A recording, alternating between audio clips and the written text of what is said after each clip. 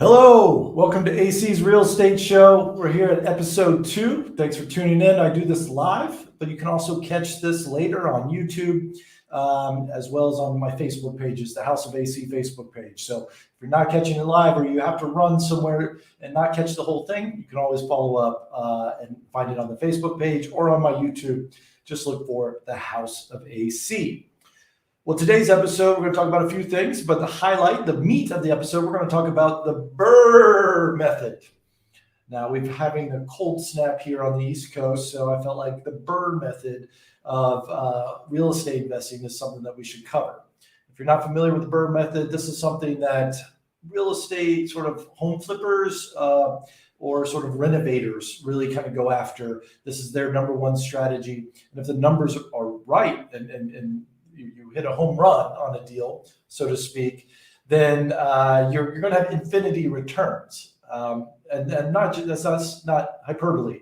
You can actually have $0 invested in the deal, but you can be making hundreds of dollars a month, thousands of dollars a year with zero money in. Now, there's a catch, and we'll get into that catch. Obviously, it's going to take some money to get into the deal, but then you refinance and pull your money back out. Hopefully, you pull out more money than you actually put in, and that really kind of juices the numbers for you. But we'll get into it. But this is a great way to get started. And really, if you ever want to build a real estate portfolio, meaning more than one property, if you want to be a mogul, this is the method that the moguls use all the time. One of the methods, but it's one you should know. And it's actually sort of reasonable for the first-time investor to kind of get in to real estate using this method.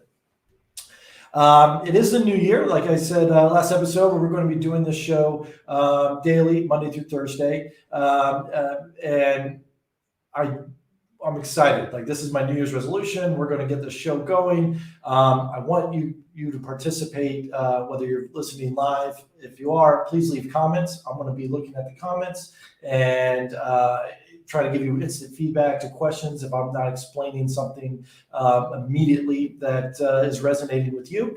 Also, leave comments on the YouTube and Facebook page so I know what I need to explain better or maybe go in more detail in a future episode. I want to hear from you. But the main thing is, if you want to talk to me directly and it's not on the show, you can find me on the House of AC Discord, which is in this Linktree URL. And I will also put up a QR code for you. Sorry, blurring the software here.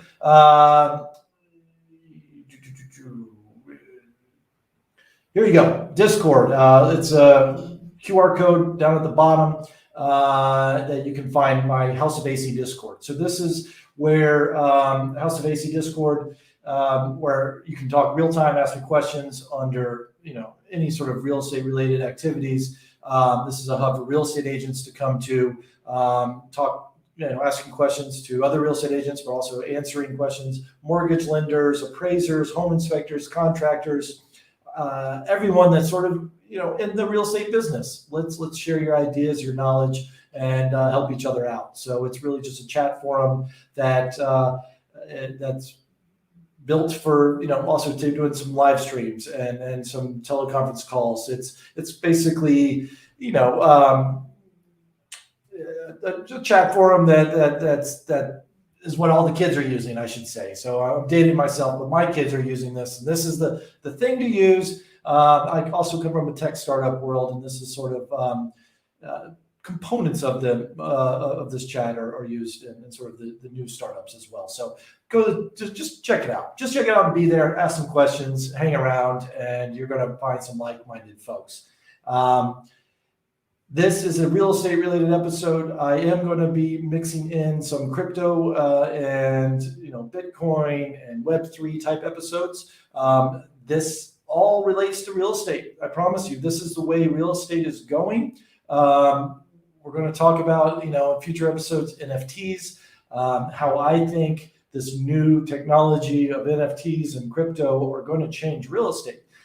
The numbers are still going to be the same, but what may be different is how things are financed. Right now, sponsor of our show, Jasmine Home Lending, they do mortgages for investors just like they do mortgages for first-time home buyers. I think the technology may change where there's going to be other opportunities for people to buy real estate. Maybe they don't have the best credit score. Maybe their income comes in through cryptocurrency, which right now banks can't recognize.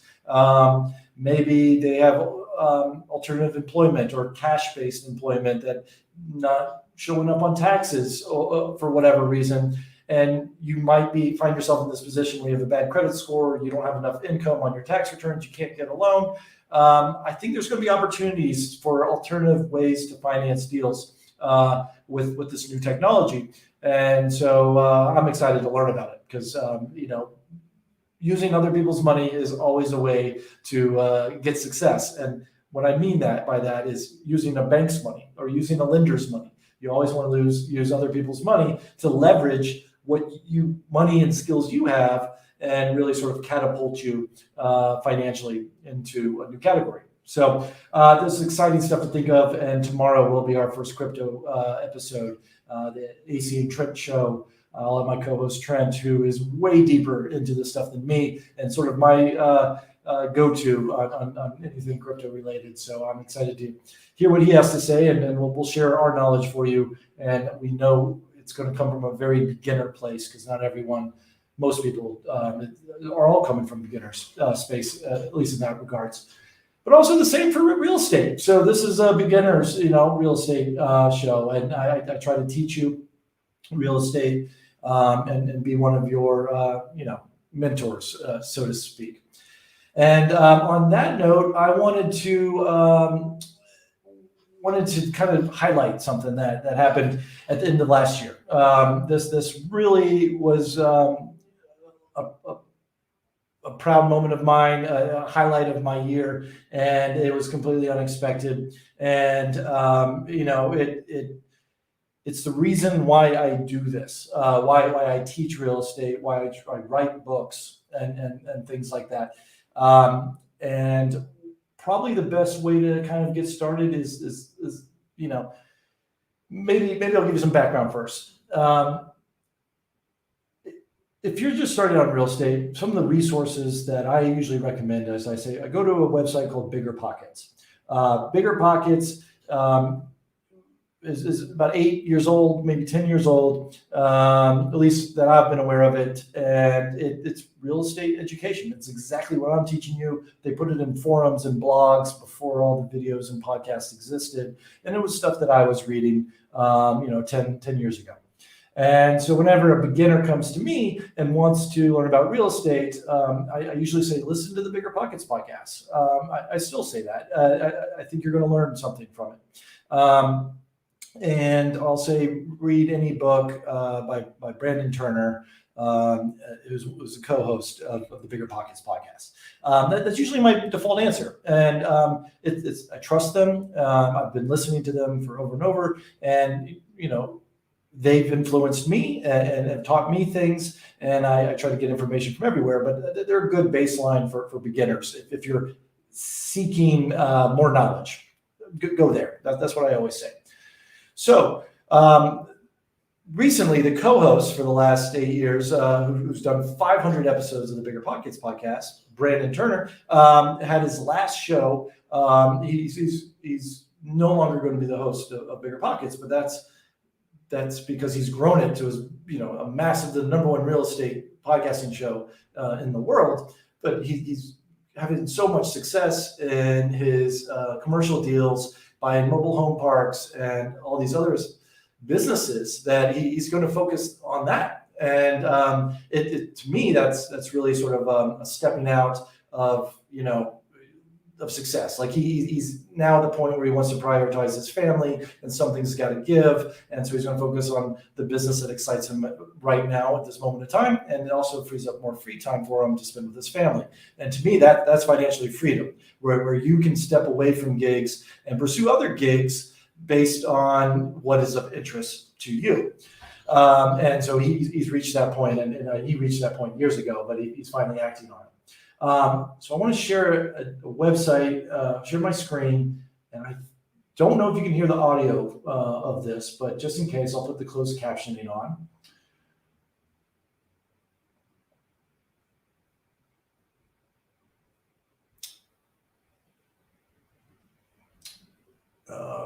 Sorry. There you go.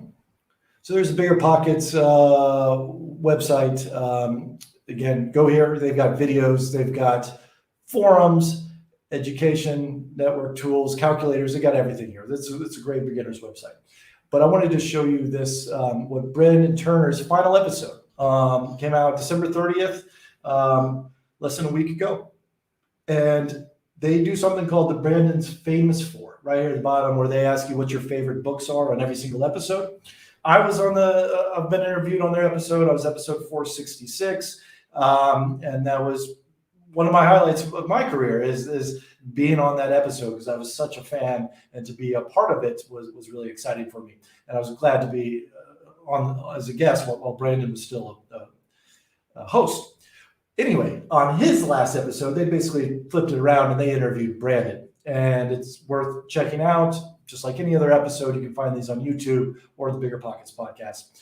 But they asked him what are his favorite books, real estate books, the ones that sort of got him started in real estate. And this was his answer here. Yeah. So I'm going to say a book. Obviously Rich Dad Poor Dad was what I said when I was interviewed back on the show, like 92, I think it was. Rich Dad Poor Dad was huge. But there's another book called A Million Bucks by 30 by Alan Corey was amazing. Investing in duplexes, tribucks, and quads from Larry Loftus was a huge impact on me. So those are a few real estate books that were, Crushing in Apartments, Commercial Real Estate from Brian Murray was a huge influence in me getting into the bigger game. So Brandon rattled four books off there. And you might have noticed he mentioned one of mine, my first book's A Million Bucks by 30, which I have right here on the screen. And what was exciting to me about that is that I didn't realize my influence really on Brandon. Now, I'm not saying my book taught him everything that he knows, but if Brandon wants to say that, I would fully endorse that. But as someone who had devoured every single real estate book I could in my early 20s to learn everything about it, it is a combination of books. It's not just going to be one guru. It's not going to just be one book that's going to change your life. For me, I was reading a similar story. If you hear the full interview, he would go to the library every single day and just read every single book, which was my story. That's what I did. I went to the library every single day. It was too cheap. I didn't have the money, honestly. And whatever financial wealth building books I could get or a real estate related book I could get, I read. And sometimes I just read it in the library, so I didn't have to check it out and bring it home. Then I could check out a different book. That being said, the book that sort of put me over the edge to kind of get started was one by Russ Whitney. This book right here called Building Wealth by Russ Whitney. I haven't read this book in 20 years. I honestly, I don't know if it holds up, but I just remember reading that book, and it was probably the 50th book that I've read. And he talks about being a pig farmer, and the way I recall it is he keeps calling himself, I'm just an idiot pig farmer. I need to get out of this job. I'm going to start doing real estate. And then he makes millions of dollars. And the gist of it is, if a pig farmer can do it, then so could you. And whatever it was, is at that moment in time, I got that kick in the butt that I was like, oh, I can do this. If a pig farmer can do it, I can do it. That's just what stuck with me. And so from there, I just made a goal, like I'm buying a house by the end of the year. Like that's it. Like I've read enough books. Like there's not another book I need to read. Like I've got all the knowledge. And also I remember thinking, this is the same knowledge in every single book. It's just repackaged in different ways, right? It's all the same math formulas. It's all the same principles of economics and finance. They're just repackaged in different ways. And finally, I could start predicting what the book was going to say. And I was like, okay, I've got enough knowledge. And this one was just the kick in the butt that got me going. So what was exciting about that, this Russ Whitney book, was that created a domino and I'm sure Russ Whitney read a book that kicked him in the butt, right? And then so what happened is I started investing in real estate and had early success, and I wanted to share that knowledge. So I wrote the book, $1 Million by 30. And then that book kicked Brandon Turner in the butt, one of many books, but it was something he needed to get off the couch and make that first real estate purchase.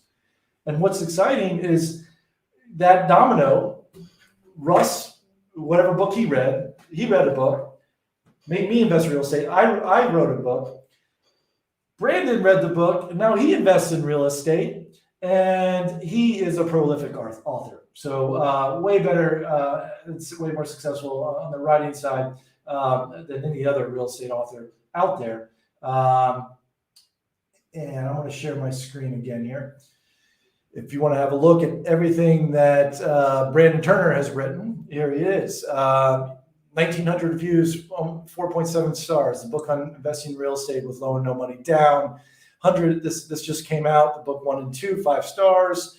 Book on rental property investing.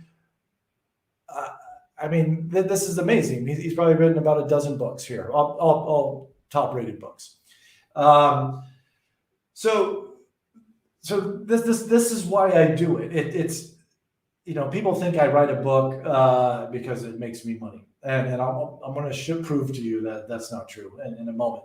But I've had an impact on someone, and marginally, and then that person has had an impact on hundreds of thousands of people, right? So if you're watching this today, I want you to create this domino. Like either read one of Brandon's books and then go off and write your own books, and then that extends the domino, or we're going to create a fork, read my books, or just, House Fire, $1 Million by 30, any of my books. And just know that this may be the catalyst for you to go buy your first property or your second or your third, and then you're going to go write a book, right? And then that person, your readers are going to read your book and be inspired. They're going to go invest in real estate, and they're going to go write their books. So I just say that this was a proud moment that caught me by surprise. Very end of the year, Brandon Turner endorsing my book. So thank you, Brandon, for that. And completely unexpected. And just I had no idea that that was the kick in the butt he needed. And I hope I can be that for you. So that's the joy I get out of this. And so this comes back to basically, who to believe in the real estate space. There's many different, I hate to say the word, but there's many different gurus in the real estate space. But I've already told you, it's the same information repackaged over and over again. No one's making up new stuff.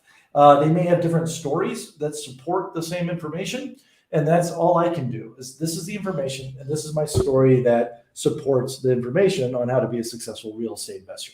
And so I'm going to share my stories, and maybe my stories resonate with you. Maybe it's another guru that resonates with you. Maybe you need 3 or 4 different real estate people, and they're all telling you the same thing in different ways, and finally it'll click. Go find that person in your life. Go find that mentor. I will happily be your mentor. That's why I write the books. That's why I create the House of AC Discord. Go there. It's in the link tree right there, and join. And you can talk to me directly and other people who are doing what you want to do, and also who are already doing what you want to do. It's brand new, so it's a bit of a ghost town, but we're gonna build it together. This is the second day it's been up, so go check it out. So that being said, people ask me all the time, how do I know Brandon Turner? Because he endorsed my book. I don't know. Let me share my screen again here. If you can see that Brandon has endorsed the back of my book. This is the back of $1 Million by 30. Alan Corey played a huge role in my real estate journey, and I wouldn't be where I am today without him. He knows real estate, and he knows how to make money. This combination is a win-win for anyone with goals for financial independence or retirement early. So can you imagine writing a book and someone reading that book and creating amazing career, and then they endorse your next book like that. I never saw that coming, and so that's my high. I'm still riding off that high, and it's the same high that I get when in my recent book House of Fire that came out in May. I put a challenge to anyone that read that book. If you're reading this and this is your 10th book that you've read on real estate, or you've already listened to all the podcasts and you still haven't bought it, buy a house in 90 days. I put the steps on how to buy a house in 90 days. And I said, reach out to me on social media once you do it. I had 2 people 3 months later in August say, Alan, your book was the catalyst to do that. And I'm going to have those people on as a guest. I'm trying to schedule them to both come on, and just you might be in that same position, and we're going to hear their story, what it took to get them over the hump. But buying that first property is going to be a great first step. So this has all been very exciting to me. So a little bit more about the backstory with Brandon. He first reached out to me after he read my book. He had a website before he worked at BRRRR called Real Estate in Your 20s. It's actually still up. It hasn't been updated probably in 15 years, but because he's been full-time at BRRRR. That being said, he wrote this. One of his favorite books that he recommends was my book, $1 Million by 30. And this was before social media. And I remember him emailing me and asking me to write a guest blog post, which I did for him. And we just sort of stayed in touch over the next 10 years. I followed his career through his Bigger Pockets podcast. And it was really exciting to see him grow and grow and grow. And then I started learning from him because he was doing bigger and better things than I was doing. So he gave me a kick in the butt to kind of get back into pushing myself out of the comfort zone. So I thank him for that. And we recently connected in person for the first time this summer. I was out in Hawaii, which is where he lives in Maui, and we met up for some dinner and drinks. So it was good. It was a weird meeting. I felt like I knew everything about him, and he's read my books, and I think he felt like he knew everything about me. And so we were able to be friends right away. It was really cool how it clicked. So that being said, back to the gurus. Another point I wanted to make about gurus, and I use the term gurus. I know gurus sort of has a negative connotation, especially in the real estate world. You can get these fly-by-night guys. And to be honest, Russ Whitney, who wrote this book, he'll sell you a $30,000, $50,000 seminar on a weekend. And, I've never been to one of them. I don't recommend those. It's the same information you can get for free right here. So those are the gurus. Usually they charge a lot of money. People pay $30,000, $50,000 for a weekend conference and come away disappointed. I will never do that.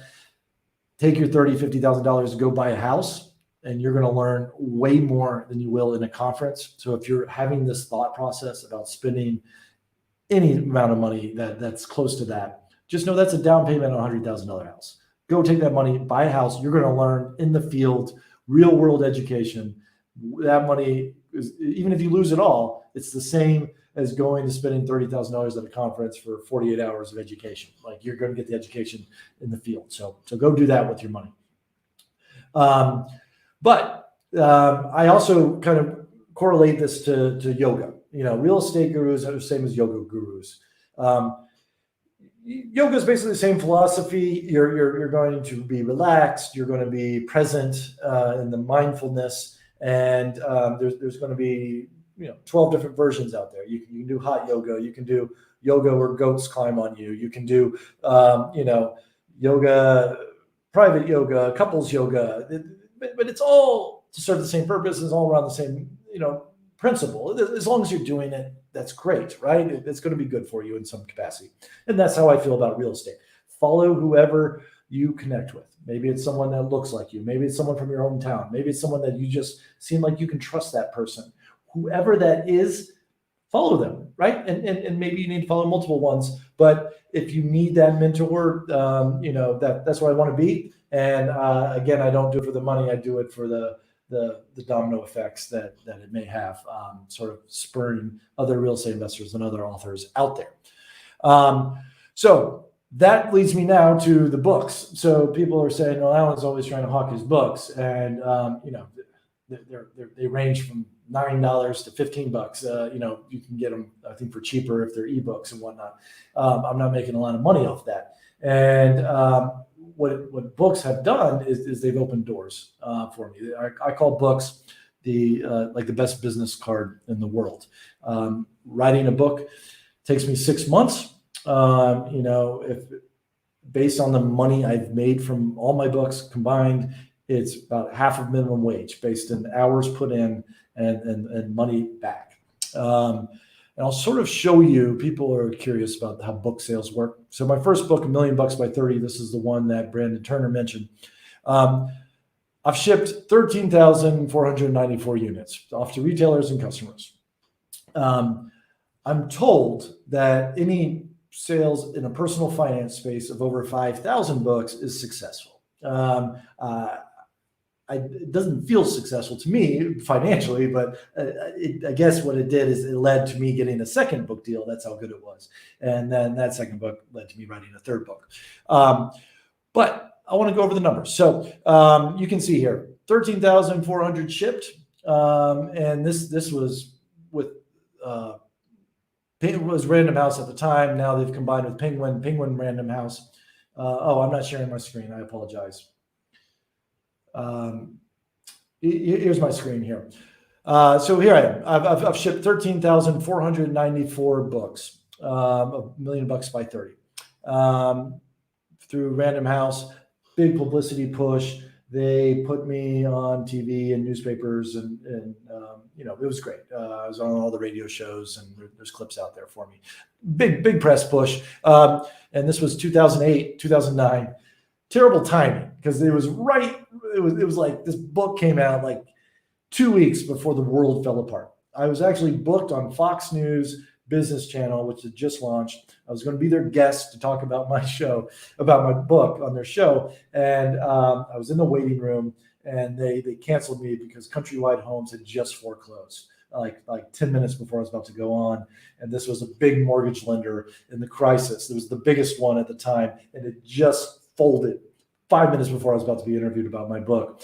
And from there on out, the whole entire news cycle was about the world falling apart, and no one wanted to talk about being a millionaire before 30. So bad timing, but that's the way it goes. That's the way it happens. So how much money did I make off this book, or am I still making off this book? Well, you click up on royalties here. You can see my screen, right? You'll see here that my cumulative earnings are $14,000. Let me try to zoom in a little bit. And if you're just tuning in, leave comments. I am getting to the BRRRR method. This is all leading up to the BRRRR method. Just know. So this is a lot of work, and I'm not getting returns. The BRRRR method, it's shorter amount of work, just different type of work, but you're going to get much better returns than you are writing a book. So I got a $20,000 signing bonus, or advance is what they're called, a book advance, which basically means, hey, Alan got a book deal. We're going to give you $20,000 to write this book. And so off you go. We're going to write the book. And then what happens is, after every book that you sell, the publishing company, Random House, will want to be paid back on that $20,000. And then once they're paid back, then I start getting royalties on top of that. We start sharing it. So I sold 13,500. In their eyes, I've only made them 14,457. This is the creative accounting, where pretty much no matter what I do, unless I just nail it out of the park, they're not going to make their money back, because in their eyes, we hired a PR person for you. We hired a book cover designer. We hired this and this and this. We've got to get all of our money back.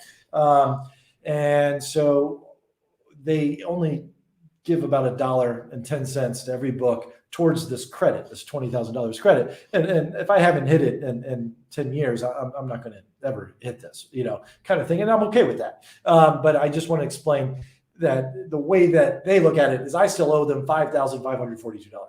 they're never going to collect that. That's not debt that they collect. That's the risk that they took on their part. They thought that this book would return at least $20,000 back to them, and it hasn't yet. They're about $5,000 short. So this was a losing game, but they were happy to give me, other companies were happy to give me more book deals after this. So in their accounting, it's losing money, but I'm sure they made money off me.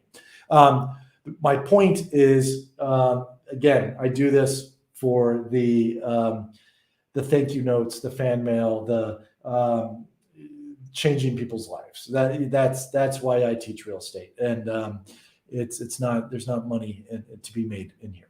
So that's my Brandon Turner story that's led to all these books. You may have noticed that on the back of this book cover, where Brandon Turner left this great quote, there's also one from Barbara Corcoran,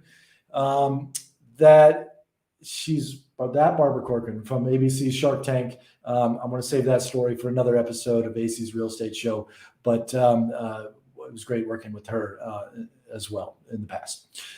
All right, so let's start talking about the BRRRR method and what that means. To recap, the BRRRR method is short for buy, rehab, rent out, refinance, and repeat.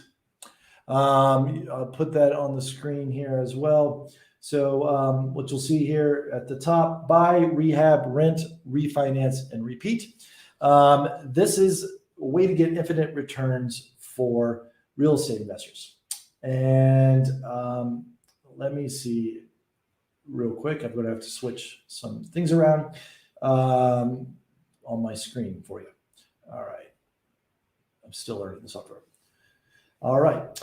And so here we go. This is how I would evaluate the deal. So the deal here, this is what home flippers do, home renovators. This is a way to maximize, grow your money. As I mentioned earlier, if you want to be a mogul, this is a great path to being a real estate mogul because you can reuse the same money over and over and over again. So what the idea is you buy a home that needs work or needs some updating, or maybe it's a smaller home and you want to add an expansion off the back or some sort of additional bedrooms to it, add more square footage. Maybe you're adding a second story.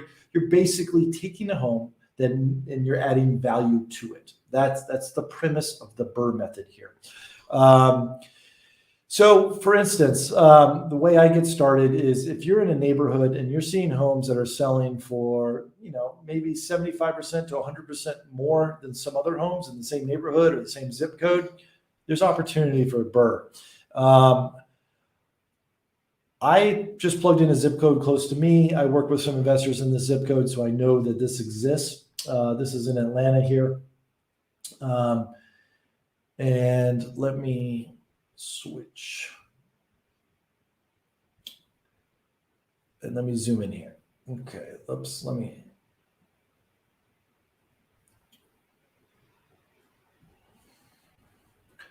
All right, so this is just my typical MLS feed page search. You can also do these same searches in Zillow, Realtor.com, whatever search engine you use. I'm a realtor, so I use this every day and really familiar with how this works. So, but I'll show you. It's the same principles over and over again. What we see here is I just searched the zip code near here, and I just said there's not many homes over $400,000. I can take that out. I was just, but I had 256 matches, so I wanted to eliminate and get to a certain price point. So when I go down, 85. So I guess there are a lot of homes over 400 in the zip code, but the ones that I'm most familiar with are in the lower end here. So I just searched here, active, under contract, and let's check out the results. And if I do a single single line here, what I'm interested in is the results here. So the cheapest home is 175,000 in the zip code, 230, 240s. There's a healthy margin in the mid twos here. Like they're not a ton. I would imagine, usually lower end homes, they fly off the shelf. So we've got some meat on the bone here, as long as I can double this. So we're looking at under 400. Could I double the value here? Because if if I see that there's homes in the same zip code or the same neighborhood, and that there's double the value, I know there's a way to make a successful BRRRR happen. So I just sort it by highest to lowest. And yeah, wow, there's 400, 400, 400, 400, close. There are a lot of comps, a lot of appraisals. So I'm looking over here, 4.2, 3.2, 3.2, 3.2, 4.3, 3.2. Okay, so as long as I get to a 3.2, and here's a 2.2, that's $390,000.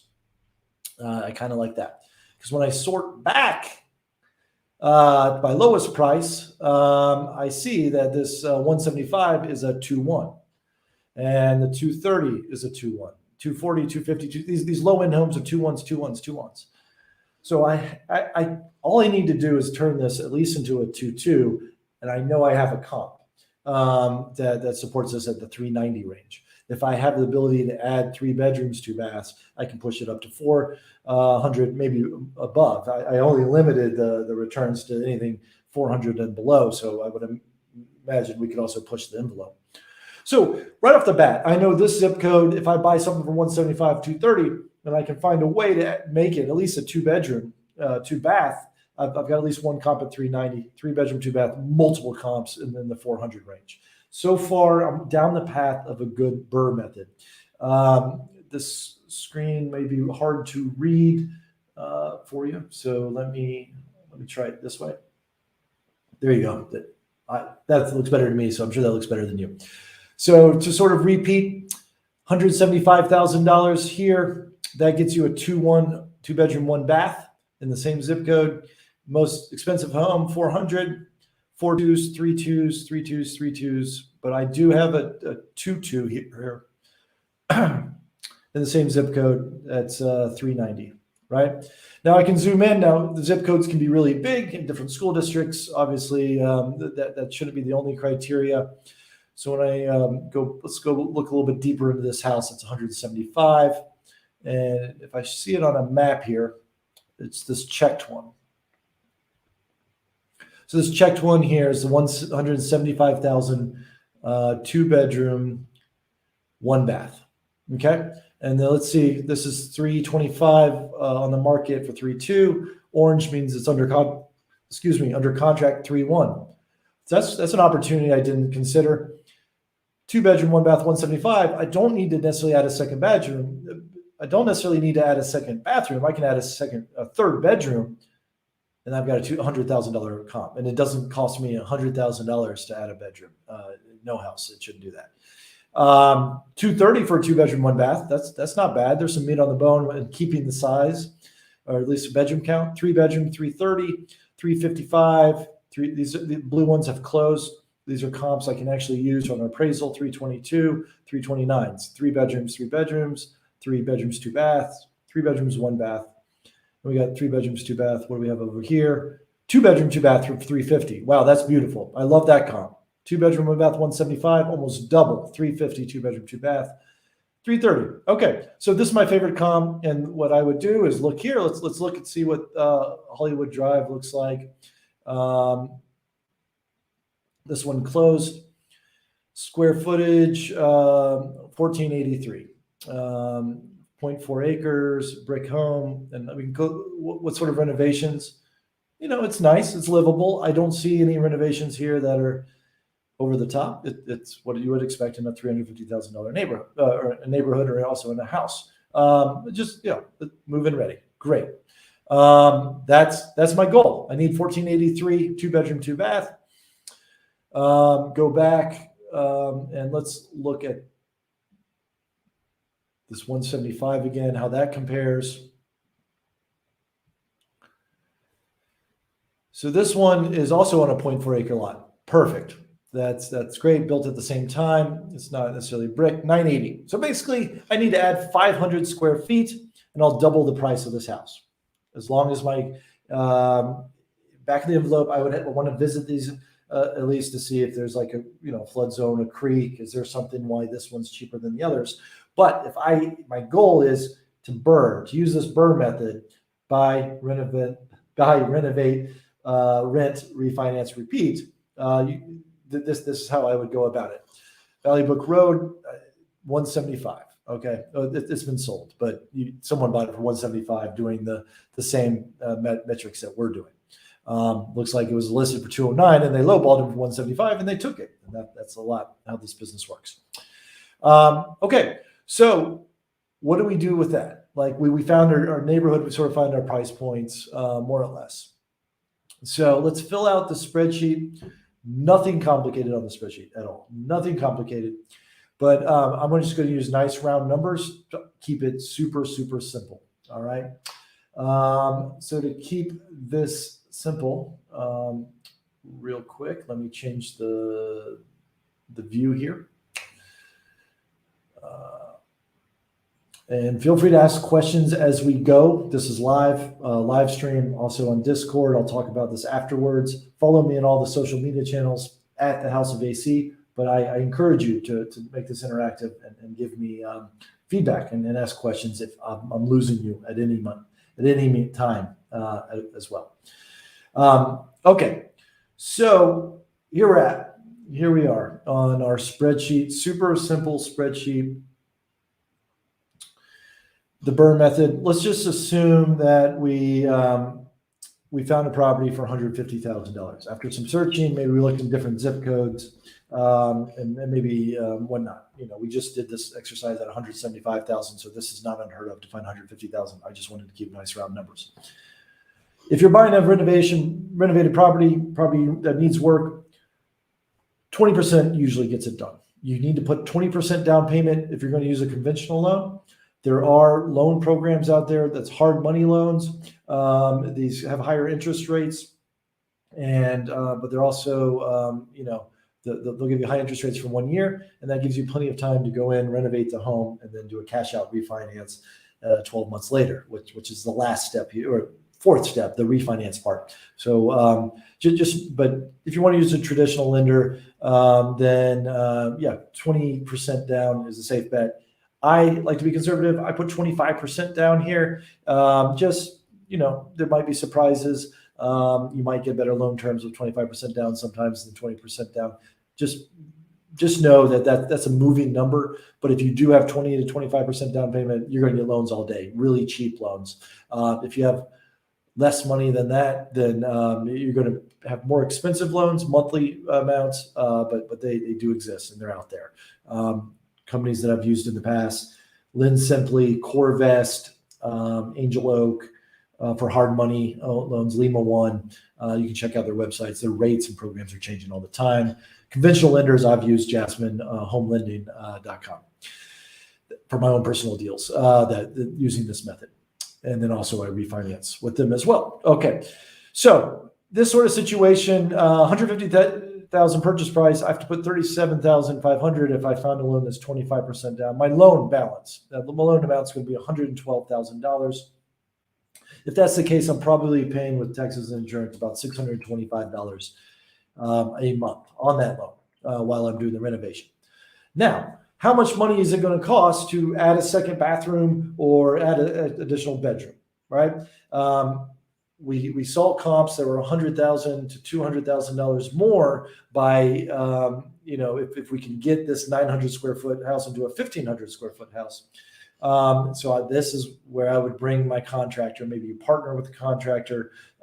Maybe you ask your realtor, who is their go-to contractor. You definitely going to need someone who can do the work. Maybe that's you that can do the work, and you can kind of just judge it by materials. Just know that with any house flip, speed is just as important as time or as cost. So a lot of people say, I want to save time and hire a contractor. And some people say, I want to save money and do it myself. But then they're doing it on the weekends, and it takes 2 years instead of 6 months, and they end up spending the exact same amount of time. So really balance that and understand that typically I think hiring out all this work is, maybe you paint, but you let the contractor put up the sheetrock. It's kind of split the work, so it keeps the project moving forward. The worst is when the project stalls out, and you don't want that. And typically, if you hire a contractor, it's not going to sell out because they're going to want to get paid and they're going to get their work done. So I've added additions. I've added 500 square feet for anywhere from $12,000 to $30,000. That I just know that from experience. But prices have gone up. Contractors are super busy. Supplies have gone up. So let's double that. Let's just say in this instance, we get a quote of $62,500. I think that's more than we need, but let's just do it to be extra conservative. Maybe we get in there, we find some surprises. The electric needs to be updated. We couldn't tell until we opened up the walls. Things like that happen all the time. So I like to add a buffer on this renovation number. So there we go. Our first investment is $100,000. Now I said that we're going to have infinity returns with zero cash in. That comes later. But yes, the point is you're going to have $100,000 on this one deal. When I first did my first flip using this BRRRR method approach, I found a partner. I found two partners. I had no money. I was 23, living in Brooklyn, New York. I found an apartment building with a storefront on the bottom, mixed use building. But I found someone who had money, who wanted to invest in real estate, and I found a contractor who would do the work. And so I put the deal together. And so three of us were partners, and we did a deal similar to this. It didn't take any of my time, but it took only my time. Time sourcing the deal, getting the deal under contract, finding the partners, and then at the end we were able to finish. So if this $100,000 looks scary to you, just know, find the deal, and then you can find money partners. You can find contractors out there. Go to the House of AC Discord. That's where they're going to be sitting out, looking for deals and discussing deals. And so this particular deal costs $100,000. I'm also putting 25% down. You can do a BRRRR with 20% down. Okay. If you're buying a primary residence, you could do it for 3.5% down. These are details we don't need to go into right now, but just know this is one of many options. I'm just trying to teach you the principles of the BRRRR method. All right. So we've spent $62,500 on this house, improving it from $150,000. Let's say we wanted to hit that $300,000 price point. Maybe we made it into a 3.2 on this budget. Maybe we can only make it into a 3.1. Maybe we made it a 2.2. Once we sort of get into it, we've spent $62,500 on improving this property, and that gives us a $300,000 house value. But guess what? There's always hiccups and speed bumps when you're in this business. And let's say that the appraiser comes out and says, haha, nice try, Alan. That is not a $300,000 home because you're on a busy street and you have electrical wires. So I'm going to only give you $284,000 ARV. You'll hear this a lot. ARV means after rehab value. This is a common phrase in the real estate world. What is something going to be worth after you rehab it? The ARV. And this appraiser totally was a jerk, did not see eye to eye on me at $300,000, but he appraised it for $284,000. So let's see how those numbers work.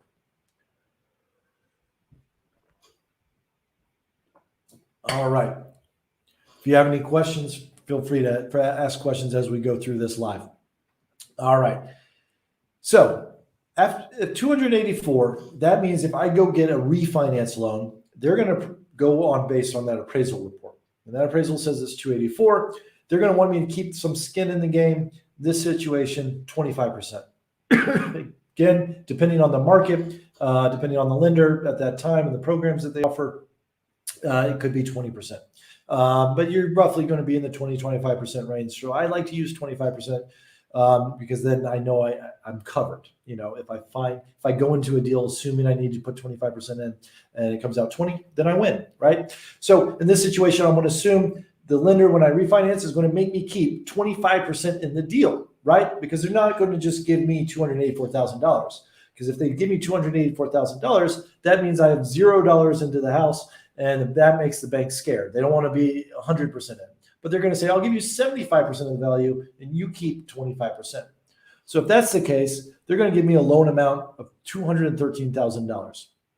$213,000 is just $284,000 minus $71,000, right? They're going to say this house is worth $284,000. I'm going to give you a new loan for $213,000, and you're going to keep 25% at $71,000. We'll loan you 75%. So what happens there, right? Total money returned, $100,000, $500. How do we get this $100,500 back to us at the closing table? Well, when you get a new loan, 284, they have to pay off the existing loan. So the previous loan was $112,000, right? So they paid off that loan. They give you a new loan of $213,000. So your new loan of $213,000 pays off $112,000 loan, $500. That gives you $100,000 back. So this house has been renovated. It's been you to recap.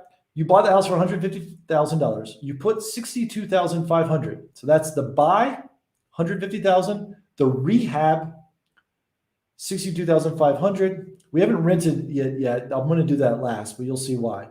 And then now we're in the refinance. So we've got a new loan amount, $213,000. Pays off $112,000 loan and gives us an extra $100,000. Like, where we're going to do it, you get it. You get it back. So here you go, $100,500. You've got $100,000 in this deal, and you got back $100,500. It's basically a free house, but we need to rent it out, right? And what are we going to do with a free house if it's losing money each month? Well, this is a bigger loan payment. We're going to assume this bigger loan payment, if your mortgage is that amount, you're probably paying $1,200 amount. And maybe we can now rent it out for $1,500. I didn't run the rental comps before. You would want to run the rental comps before to know what a ARV house rents for in this neighborhood. But let's assume it rents for $1,500 in this situation. That sounds very reasonable. If we made this a 3-bedroom, 2-bath for $1,500 in a big city, that's very, very reasonable. I've also seen 1,500 rentals for 3-bedroom, 1-bath. I've also seen it for 2.2 if it's really high end. But $1 a square foot. If we built a 1,500 square foot, we can rent this out $1 a square foot. Or I like to think of it like $500 a bedroom. If this is a 3-1, $500 a bedroom, you can easily get 2 roommates paying $500 each. This seems very reasonable. It's probably low. I think you could probably rent this house for higher. Again, I want to be conservative. There's $300 difference here. Of course, there's going to maybe be property management, which would be 10%. That's $150. Some repairs, some vacancies. Let's just say at the end of the day, you're making $50 income, cash flow after all expenses on this deal. Is this a good deal? Because a lot of people are like, wait a minute, I spent $100,000 and I'm only making $50 a month. That's not the way to look at this. This is an amazing deal. This is an infinity deal. You put $100,000 into this property. You pulled out $100,500 later. You've got your entire money back. Your entire investment is back in your pocket plus $500. So you basically have a house that's free. On top of that, you're renting it out for $50 a month. This is very conservative. I think it's going to be more. And you're making $50 a month. So you have no money in this home. You got $500 back already, and you're making $50 a month moving forward, which is $600 a year. Over time, you can raise that rent. They're going to be paying, your tenants are going to be paying down your mortgage balance over time. And this is the best part of the BRRRR method, repeat. So what do? You take this exact same $100,000 that you had before that's now back in your pocket, and you go buy another property. And you go renovate it, and then you rent it out, and then you refinance it, and then you repeat. And you're just taking the exact same $100,000 and leapfrogging it and over and over and over again. It's just recycling the same cash. And this is how you build a real estate portfolio. You buy, renovate, rent it out, get it refinance, pull your money back, reuse that same money over and over and over again. If you do this, if you buy 2 a year, do this every 6 months. Hey, let's say you do this once a year. In 5 years, you're going to have 5 free homes. It took the exact same $100,000 over and over and over again. At the end of 5 years, you're going to have 5 homes that are cash flowing. They're going to be renovated, so they're not going to have a whole lot of repairs. There's not going to be a whole lot of maintenance. You just spend a lot of money renovating it. You got all your money back. And what are you going to do in year 6? You can sit on that $100,000 that you started with, or you can go put it back to work, right? Keep repeating. This is the BRRRR method. This is a great way to grow your income, grow your real estate portfolio. And it's not for everyone. If you've got dreams of doing that, this is a great method, proven method in real estate investing. So this is something that will greatly change your life if you can pull it off, and a great way to get started in real estate with not much risk. Because at this point, if this house, let's just assume you do this method for 5 years, and you've refinanced 5 years, and you still have your $100,000 back, and let's just say you disappear for 2 months or 2 years, the world crashes, all your houses catch on fire, burn to the ground, you don't have insurance on any of them, none of your tenants pay, interest rates are terrible, and you foreclose on all 5 houses. Worst end of the world scenario. You've lost nothing because you've already have your $100,000 back that you put into it. And you've been making up until that point, $50 a month across 5 properties. So that's 250 properties, $250 cash flow a month. So you've already made some money. So it's risk-free. It's infinity returns. And what usually happens is rent goes up. People are excited to buy your renovated house. If you ever do want to sell, it's already renovated, ready to be sold. And you've got the comps to support it, the sales price. So you're sitting pretty as a real estate investor. And there you go. That's the BRRRR method for you. So that is what I would do. The BRRRR method. We're in January. It's winter, cold snap here on the East Coast. This is a great method for you. So if you want to learn more about this, I mentioned it in my book, House Fire. There's also a book called The BRRRR Method, written by David Green, inspired by Brandon Turner. I didn't mention this. Brandon Turner came up with the name BRRRR Method. So he's contributing to the industry with some acronyms. Brandon Turner is how we started the episode. Great BiggerPockets author and co-host, former co-host. He just left. But if you want to learn about that, read the BRRRR book by his co-host David Green. Or check out House Fire. I mentioned this exact same example and some others in the book. So thanks for tuning in to the AC's Real Estate Show. Again, I've got a Discord. Check out the link tree. Follow me on all my social media. I'm here to teach real estate. Follow whatever guru you like, whatever sort of educator that meshes with you. And you're going to keep hearing from me. Tomorrow, Wednesday, we talk Bitcoin and my first cryptocurrency podcast. These two worlds, real estate, cryptocurrency, are going to meet together at some point in the future. They've already met, but it's going to affect you personally. Every home is going to be sort of tied. Well, every home is definitely going to be tied to cryptocurrency, Web3, NFTs in about 10 years' time. So I will bring and teach it to you first now. We're not there yet. It's not mainstream. It takes a lot of loops, a lot of obstacles to get a deal done in this new method, but it's an exciting space to be. But to understand it, you got to learn Bitcoin, and then you got to learn cryptocurrency, and you got to learn NFTs, and then we're going to talk about real estate, and then we're going to talk about virtual real estate and what that means, and building virtual worlds and being a real estate investor in the virtual world that does exist. There's millionaires out there being made because they own land in a virtual land. So we will cover that, but it's going to go over your head. It's not going to mean much until you kind of hear the backstory of cryptocurrency. So Bitcoin tomorrow, and also Friday. If you're a real estate agent, I do the Agent Upgrade live podcast Friday morning. We're going to have a great agent on, Atlanta agent Rob Smith, killing it. Very impressive. Everyone loves working with Rob. And he's going to share his background and his story about how he grew his real estate agency career. So that's the Agent Upgrade podcast. We're also going to start live streaming that. So tune in for that if you're a real estate agent. Thanks, guys. It's been great. Episode 2 in the books. Follow me on YouTube if you want to catch this. Also, it's streaming live on Facebook and Twitter. Okay. That is enough today. Thanks, guys. See you tomorrow. It's been fun.